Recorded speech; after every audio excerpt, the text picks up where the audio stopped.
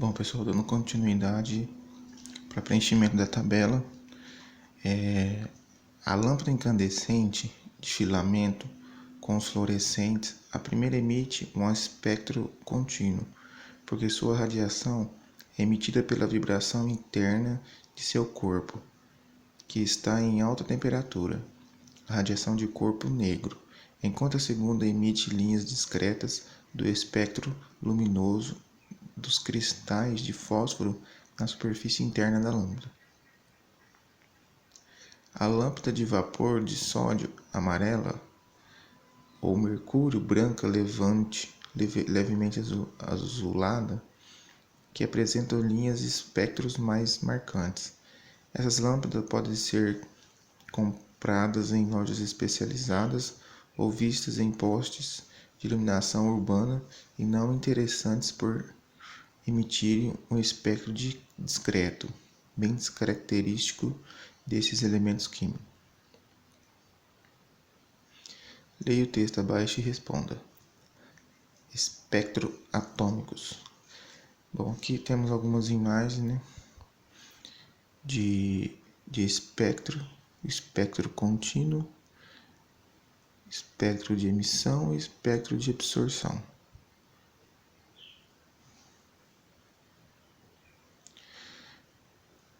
No início do século XIX, os cientistas alemão Joseph descobriu linhas escuras em posições específicas do espectro solar.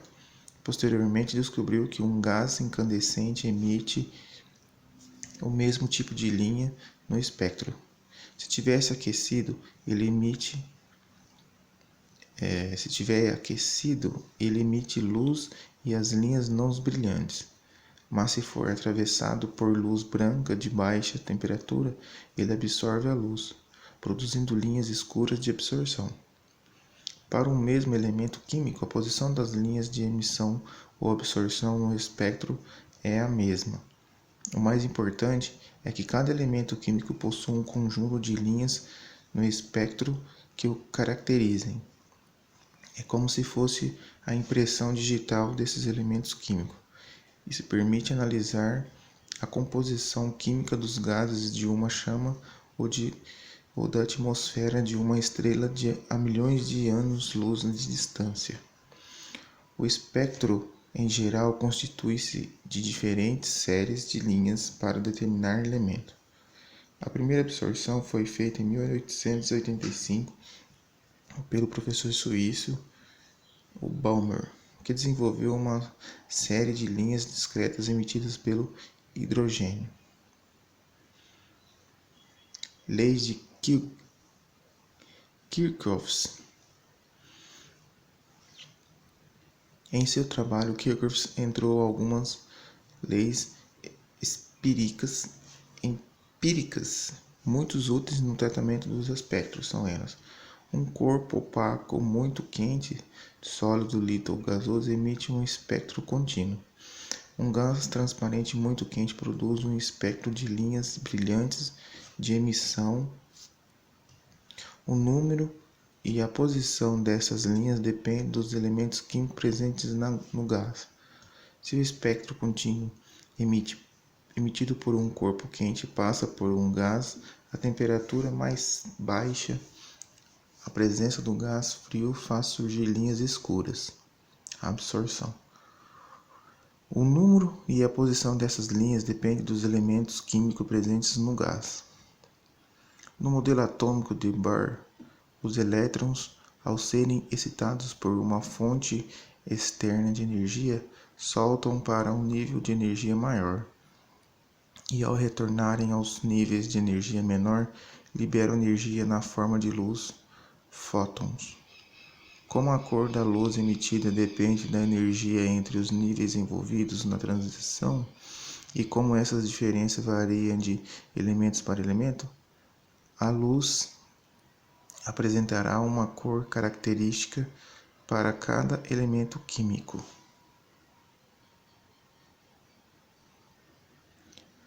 Vamos resolver algumas questões.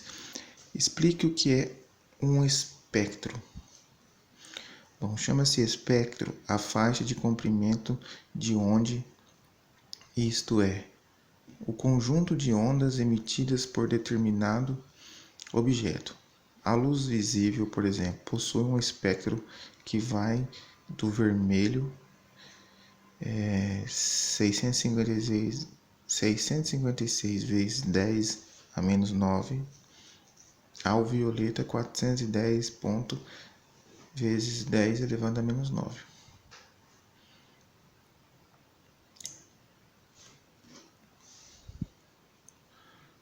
Qual é a grande aplicabilidade dos espectros para a identificação dos materiais?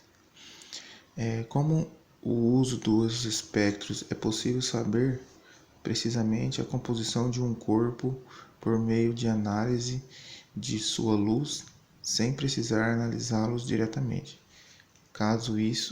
Com isso, é possível estudar a composição de objetos distintos e inacessíveis, como o Sol. Letra C. Qual é a grande aplicabilidade?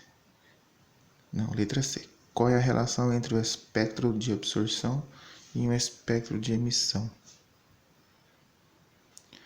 Bom, no caso do espectro de emissão, um gás no qual seus elétrons foram excitados libera energia em forma de radiação eletromagnética.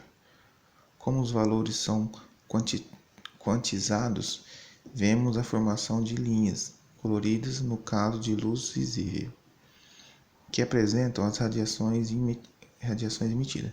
Já o espectro de absorção envolve um processo no qual primeiro uma luz com espectro contínuo policromática incide sobre o gás. Nesse caso, somente os fótons de frequências determinadas serão absorvidos.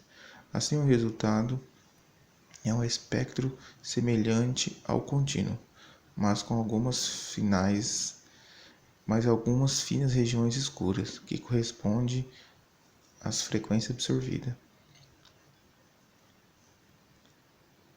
Letra D. Sabemos que a energia absorvida ou liberada é dada pela expressão ΔE igual H vezes F. Qual é a frequência de um fóton emitido por um elétron que solta do nível 4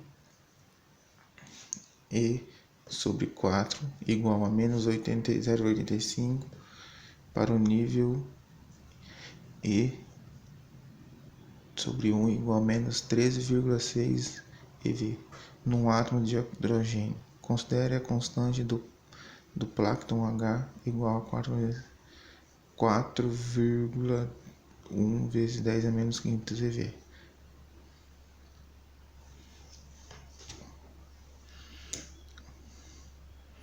Bom, então aqui vai ficar.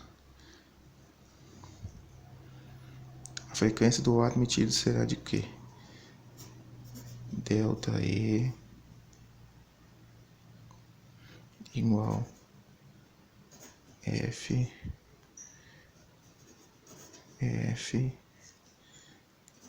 que é igual a ΔE dividido por H. Então aqui ele tem o E4 menos o E1 sobre H. Substituindo, então vai ficar menos 13,10 EV menos 0,85 V sobre 4 vezes 1, 4,1 vezes 10 a menos 15. Isso tudo vai dar